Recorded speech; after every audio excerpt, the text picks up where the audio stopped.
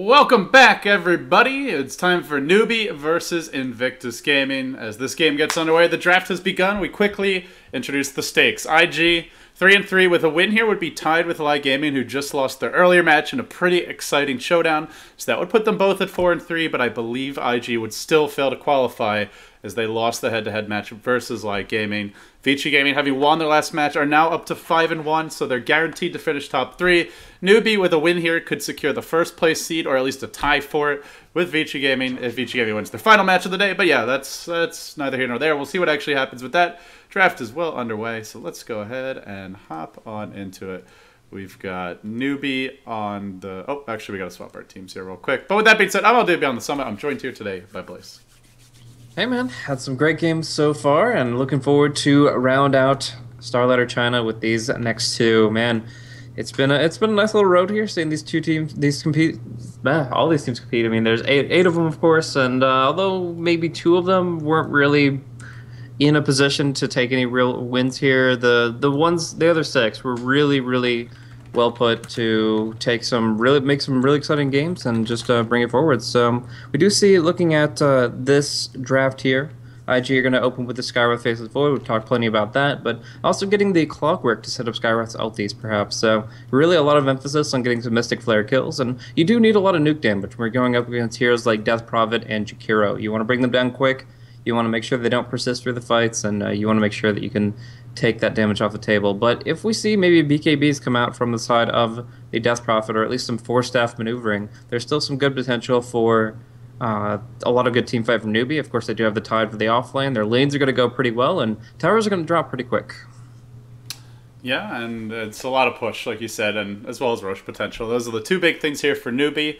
And as for IG, even though they have the Void, I still look at this much more of like a spread the map, pick off kind of lineup with the Clockwork Hook and the Chronosphere and the Mystic Flare. So they have two nice ways to set up that Mystic Flare.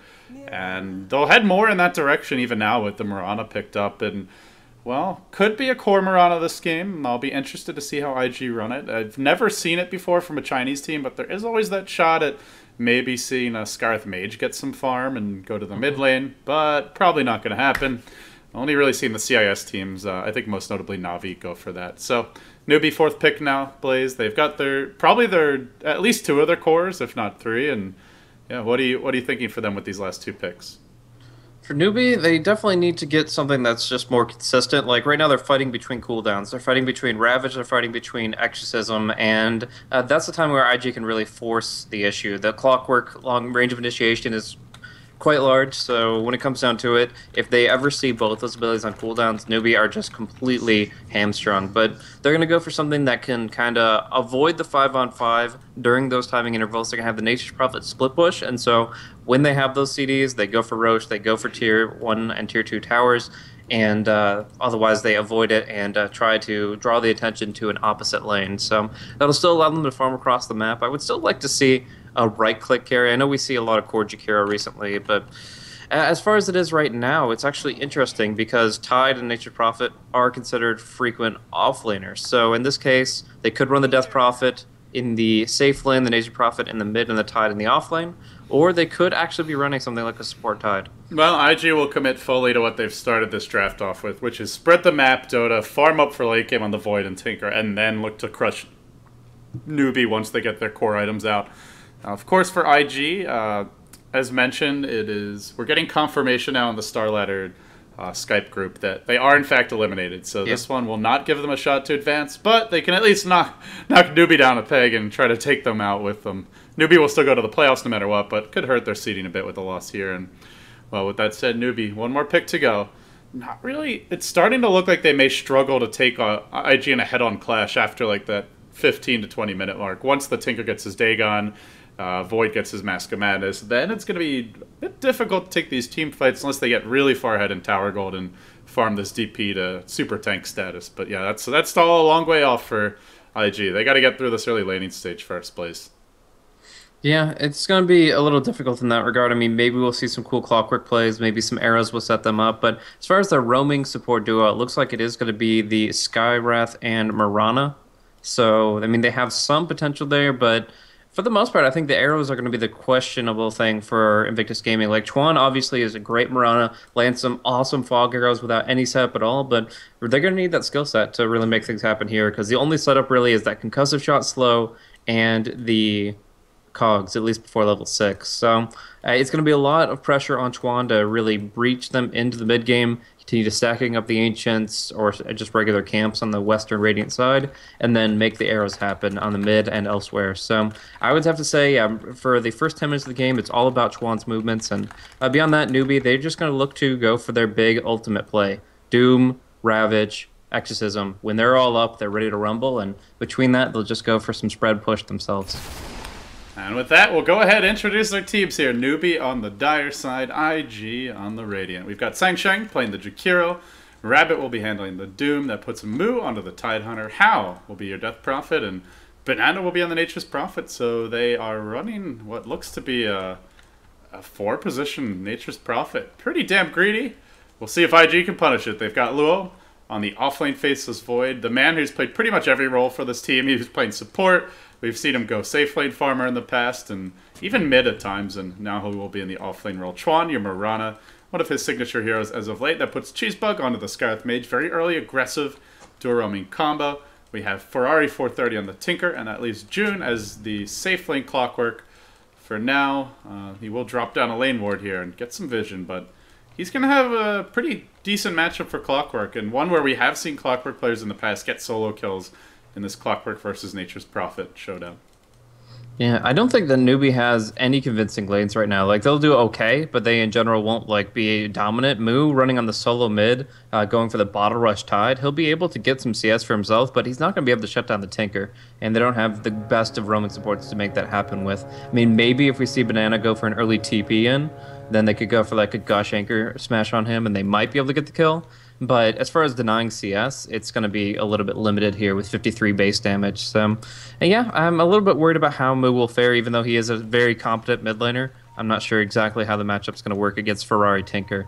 Beyond that, of course, looks like a lane swap. No, Hao's going back up top. Does miss a block and part of the first wave, but in the end, he will be indecisively making his way to farm up on the safe lane. The last time, well, actually, they're smoked, and let's hold that thought, because Rabbit is in the position to reveal this one. He'll reveal Tron and Cheesebug now, and bad timing from them, unfortunately. They weren't expecting the Doom to be sitting right there. They did want to contest this early jungle aggression, but... Or, not jungle aggression, jungle greed, I should say, but in the end, not going to be the case, as Rabbit manages to eat a Centaur, being harassed a bit by Chuan here. Already threw out his arrow, though, and... No, they're not going to be able to get anything done. Now they got to retreat out. Tron will take some harassment. There's a stun available for Rabbit. He'll connect on Cheesebug. This might even be our first blood, although as long as he just keeps on running, it is a pretty fast hero. But Rabbit has the boots, just slightly faster. Chuan also taking heavy harassment. They are being forced out of this jungle really hard. Rabbit continuing chase on Chuan. He is slightly faster, but Chuan has an arrow cooling down in 3 seconds. Rabbit's almost created this Mew on the mid lane. Moo's also posted up on the Tinker. Insane aggression from all teams, as Lua will even join this. Rabbit, has he overextended here? Concussive Shot about to cool down. Time Walk did not actually slow him, but with Concussive Shot, arrow, he'll juke away from that, but he walks back into the auto text of the Void, and Rabbit has just fed a completely avoidable and totally unnecessary first blood away to IG. That is the understatement of the century. What the hell was he doing there? Just trying to right-click down the Mirana, thinking that Chuan would, like, fall back enough that he'd walk into his open right-clicks? Like, that's like... 2K tier sub. I don't know. That was really, really bad. That was... I mean, Rabbit's a great player, but that was just a colossal feed. Like, inexcusably... colossal feat. Good news for newbies, they're already qualified for the playoffs, though. So yeah. They can afford to clown around a little bit. And that may be what we're seeing in this game, is both teams just recognizing that their playoff fates are essentially sealed. And I believe it's a double elimination best-of-3 format, so it means seeding is fairly unimportant. At most, that you can only, if you're going to advance, there's only one team you maybe don't have to play, so... Yeah. It's nice, obviously, to win that first match, but not the biggest deal. Arrow coming through. Will connect on Banana. Red to see TP's in. Now Rabbit is Scorched Earth, but Cheesebug still pretty fast with that 325 base move speed, and will end up getting away. Yeah, Man. I think what it comes down to is whether Newbie want to open with a match against Lai in order to not have to show really any real strats because they find that matchup a little bit easier. Essentially, if they win this and Vici doesn't win their next game, then that's how it's going to go down. I think normally with Starladder they let first place decide, like choose who they're facing. So I think specifically to avoid these situations where teams maybe have an incentive to lose a match, or it potentially could. So I'm not sure for the online stage. They definitely do that for the LAN finals in some cases, but yeah, we'll find out soon enough. As they go in how top lane. Concussive shot, and now Cheesebug can just start to right-click him down. Doesn't actually have his orb yet, but in comes Will, gets off that initial auto attack, and they'll get the kill. Now bottom lane, June also getting aggressive here. He's level 4 already. He's manning up on Sunshine. He pops the batteries up, pulling him into the cogs, but Creep Wave arrives, and June may have created his own death prison here. It's going to be close. He gets the kill on the Jakiro, but he's probably going to die in return. One more auto attack, salving up. That will be canceled as Banana continues pursuit. Can he juke properly? No, not good enough. Will end up going down. While back towards mid, Cheesebug and Chuan this time heading in that direction. Luo's been left alone, so yeah, the action will be mid. As Moo is currently in a pretty good position to dodge this one. The creep wave protective. Oh, now he's exposed. Now he's exposed. Concussive shots there. 430. Level 3 laser thrown out. They need this arrow, though. And Tron will leap into it. The arrow not enough, but it does force Moo to juke down to the south side as Rabbit joins the fray. He still has that. Oh, he's got a clap this time. Wants to charge it on 3. And not enough. He's going to have to turn now. From the high ground, Moo comes with an anchor smash. And that's going to be it looks like. Shooting back to the bottom lane now. It was really close. But the laser went off. I think Doom dies there. I think it was like 240. He was very close to the They're still chasing Moo. They're not done yet. They don't have arrow, but they have leap cooling down. 430's got the laser. Rocket. Regen rune. Rocket will cancel this, though. And he leads them on a very chase. First all the way down here, and then all the way back up the other direction, and still ends up dying in the end. I don't even know how you map out that skirmish there. That was very extended. But, yeah, just back and forth. These tanky guys are certainly taking the time to bring down. And that does create some space a little bit for Void to 1v1, as well as for the Clockwork to get some easier experience in level. And this Void is 20 and 11. Like, he's not just 1v1ing. He is having absolute free farm and slaughtering his lane. As an off-lane Void, mind you. That's bad. But mid lane, this could be good. They jump onto 430. Banana's here. Arrow will connect on Moo, but it's Banana still auto-attack even through the Sprout. Laser. Perfectly played by 430. He lasers the Prophet. That's the only hero that could hit him as Moo was stunned. And now they turn against Moo. They'll kill him off too. 430. Patience under the gun there is bottom lane June. Onto Sunshine. This game is already an absolute shambles for Newbee. And we're not even 6 minutes in. Battery Assault will continue to prevent that Jakiro from casting a single solitary spell. And he'll go down too. Make it 7-1. It's only a 2k gold lead, which seems a little bit low for this kind of a lead, but hey Blaze, they're definitely feeling good about how this one started. Most certainly. They're really pushing forward here. I mean, I don't really know. Like, the lanes aren't even what they were supposed to be in the beginning of it. Like, how often has this Doom actually seen jungle creeps? Like, it's not been hardly at all. He ate 2 centaurs, I believe. He ate 1 big centaur over here, another one there. He ate an Ursa. Oh, no, so I think it was the Ursa. Now he's got a troll. So it's like 3 or 4 creeps he's eaten. As bottom lane, June's hit level 6. He hooks in on Banana, and that's a nature's prop. This Clockwork is out of control. They need to address this Clockwork. If they don't do it soon, well, meanwhile they've got other problems. Top lane has been chronoed. It's all coming apart for Newbee here. 9-1 your score. Well, hey, it might be a quick one. Yeah, Death Prophet's gone into Bracer Gaming now. Like, at this point, you're on a purely defensive posture, and you don't have the hero to respond with. Banana keeps on teleporting bottom, and I honestly think that he's probably going to die once or twice more to the clock. Every time Hookshot's off cooldown, June essentially has a free kill. Phase Boot... All these heroes are pretty much free kills, aside from, like, Tide and Doom. The other 3 are solo kills at this point for Clockwork. Pretty easy pickings. But Rabbit's going to be flanking, looking for an opening on Ferrari. Maybe they'll get the combo of slows, like Gush, Ice Path, and Dual Breath. I think all need to land in order to bring him down, but obviously we see that IG have other plans in mind. Yeah, they've got 4 heroes, 1 approaching from each direction on this mid lane, and they're about to spring the trap. They go in now with Arrow connecting on Moo. Long range Chuan will find him. Then summons Sunshine, and Sunshine will get reeled back into the cogs. Moo has no Ravage. It's a quick and simple double kill. A clinical show here from IG. They've extended their lead to a double-digit one, 11-1. June's going to find Rabbit. He's got Battery Salt in 6 seconds. He's got Hook now, but Rabbit goes for the southern path. He knows where June was coming from, and it's actually going to be a one He's- versus two here if he He's goes on actually looking for the banana kill, but Rabbit might run into him at the wrong time. Oh yeah, that's not good. Which way does he go? Goes for the Nature's still going Prophet. for it. Hooks in. Battery Assault, but there's 3 creeps here to help tank this one up. Banana's not taking too much damage. Unfortunately, Rabbit can't really get in close. He gets pushed back by the Cogs. Doesn't have the mana. While that was happening, Lua found a solo kill on the Death Prophet top lane, so the Void continues to snowball. Leader in net worth. Leader now in kills, or not leader, but close to it, as Rabbit narrowly dodging away from an arrow there. Now the time walk in, Lua looking for more. 3-0 and 1, it's 4-0 and 1 now for the offlane Void. He's got his treads, his Orb of Venom.